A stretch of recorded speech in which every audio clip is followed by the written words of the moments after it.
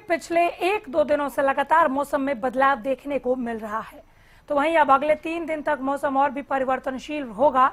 मौसम विभाग की तरफ से आज यानी 24 जून को राज्य के कई हिस्सों में तेज आंधी, गरज चमक और बिजली कड़कने का येलो अलर्ट जारी किया गया।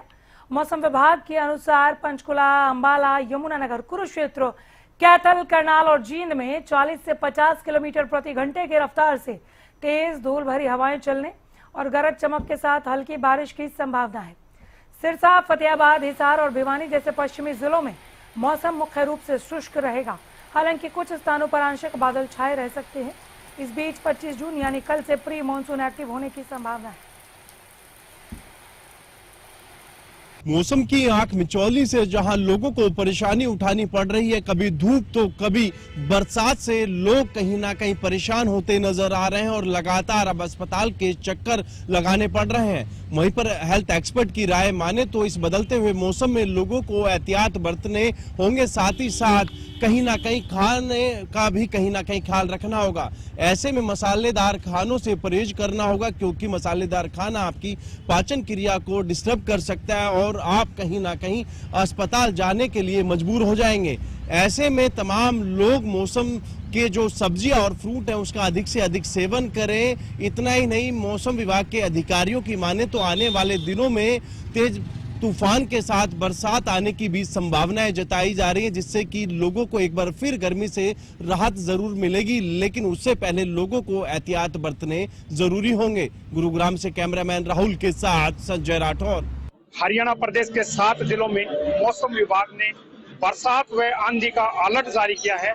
ऐसे में हम महेंद्रगढ़ जिले की बात करें तो 2 दिन पहले हल्की बरसात हुई थी, जिससे तापमान में गिरावट देखने को मिली थी और महेंद्रगढ़ जिले का तापमान अभी 35.6 डिग्री बना हुआ है। जो पिछले दिनों महेंद्रगढ़ जिले का तापमान जो था वो 39 डिग्री के पार पहुंच गया था, लेकिन हल्की बरसात होने की वजह से तापमान में काफी गिरावट देखने को मिल रही है और अभी सामान्य से 2 डिग्री जो है तापमान नीचे चला गया है।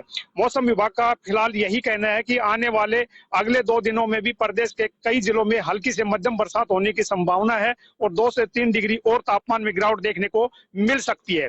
लेकिन उसके बाद 27 तारीख से मौसम जो है वो शुष्क रहने की संभावना है और हल्की बरसात नहीं होने की वजह से तापमान में बढ़ोतरी देखने को मिल सकती है और उसके बावजूद फिर दोबारा से प्री मानसून एक्टिव होने की वजह से और पश्चिम विक्षोभ के सक्रिय होने की वजह से फिर बरसात जो है वो देखने को मिलेगी।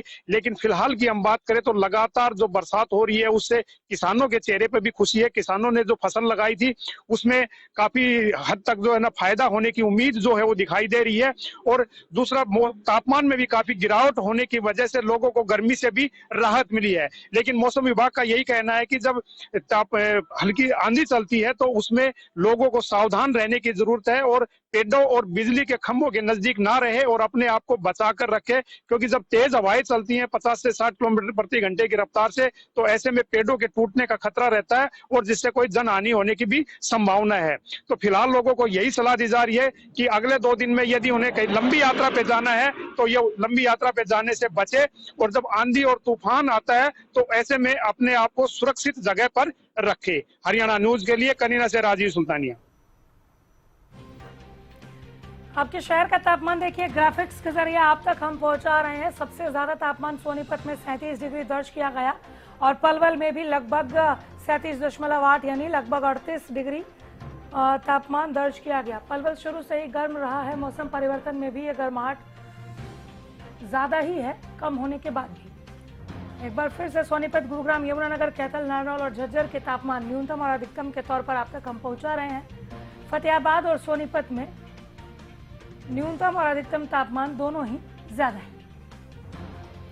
चरखी-दादरी, रोहतक, अंबाला, नूंह और सिरसा में पारा कहां पर स्थिर है वो दिखा रहे हैं।